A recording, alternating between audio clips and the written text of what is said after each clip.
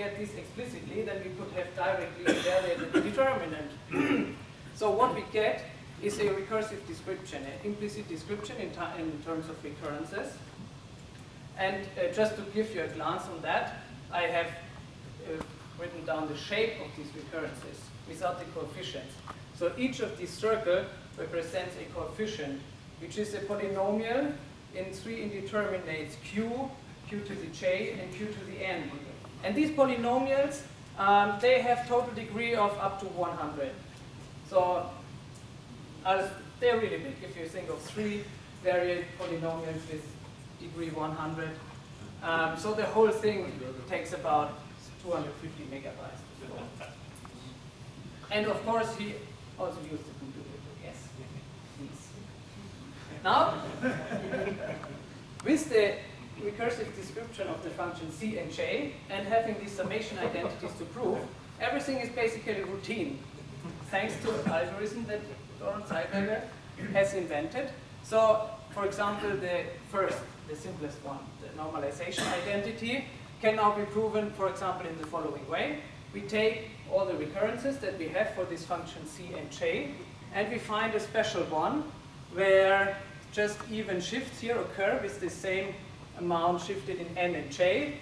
Then we replace j by n, giving us a recurrence for the diagonal sequence. And this is nothing else than what we want to prove, that the diagonal sequence is constantly 1.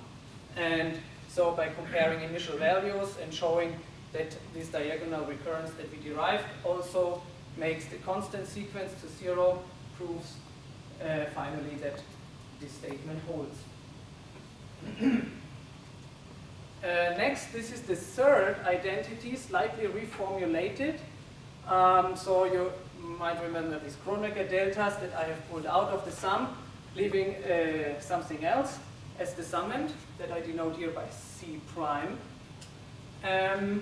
Yeah, and Herb Wilf was so kind to explain creative telescoping. Also Peter Paule mentioned it, so I don't have to go into detail. In this instance, we look for a recurrence of this type, where now, notably, the summand is not hypergeometric. So in the hypergeometric case, you would have here just a rational function times your summand.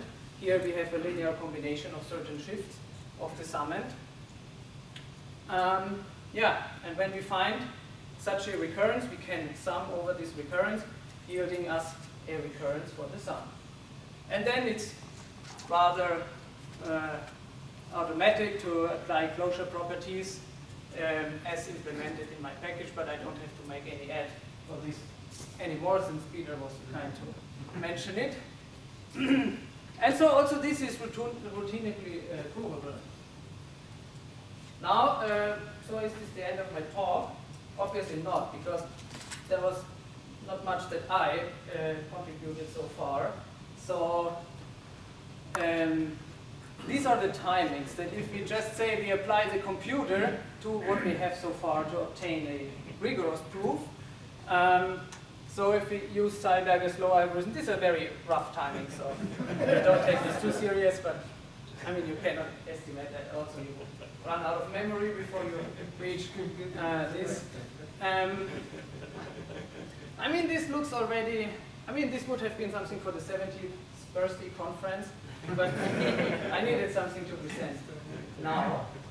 So what I did is I introduced some new algorithmic aspects into how to find such a creative telescoping relation. So this is basically my ansatz. I don't go into details. The main point is that the denominators that occur in the unknown coefficients can somehow be guessed from the recurrences that we use to describe the summand, namely the leading coefficients play a role here. And then using modular computations and tricks of the trade, this can be made much, much faster. So in this case, at the end, you have to solve a linear system over a rational function field with these two indeterminates q and q to the n. The problem is that this system would be much too large to fit into the memory. So again, what we use is modular techniques like I mentioned here polynomial interpolation, rational reconstruction, Chinese remaindering. So you evaluate your problem at certain points for the indeterminates q and q to the n. So you need like a rectangle of values for q in one direction, q to the n in the other one, corresponding basically to the degree of the polynomials that you expect. And then you can find out by these modular computations that you will need nearly 1,200 interpolation points for q. So since these are rational functions, they have numerators and denominator about degree 600, and such many interpolation points for q to the n. So this is nice that this pre-processing gives you a very exact estimate about the total time that your computation will take. In this case, it was estimated to take 294 days, which then could be further reduced by observing that since this comes from a real mathematical problem, it has some structure in it. So these polynomials that come out are not just random polynomials, but polynomials that usually have lots of very small factors, which you can detect from your modular computations. And also it turned out that, for example, the integer coefficients that in the end we get are very small, so they are just up to, I don't know exactly, 12 or 15 digits.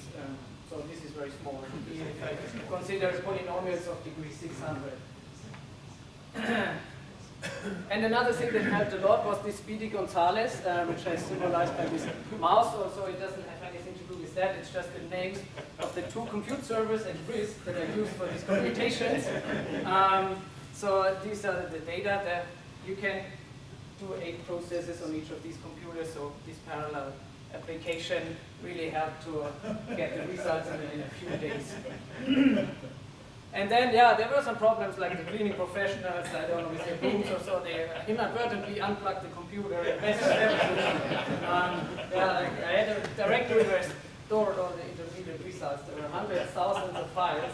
And then finally some of them were corrupted and all this stuff. And another risk colleague that I don't want to mention by name here to protect the poor, he crashed one of these computers by starting a very greedy process that made the computer give up. So these are the relatives of the venerable Eckhart.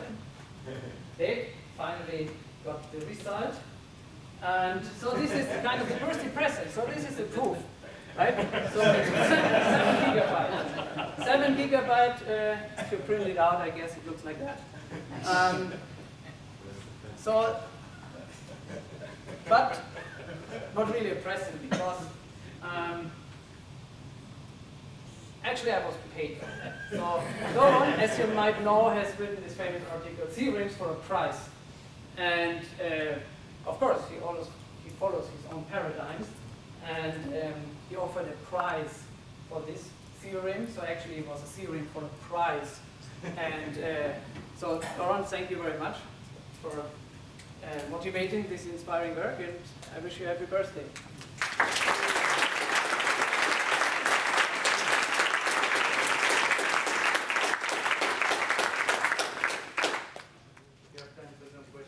Comment. Thank you for having a new paradigm of using picture, like, music. This is the most innovative part.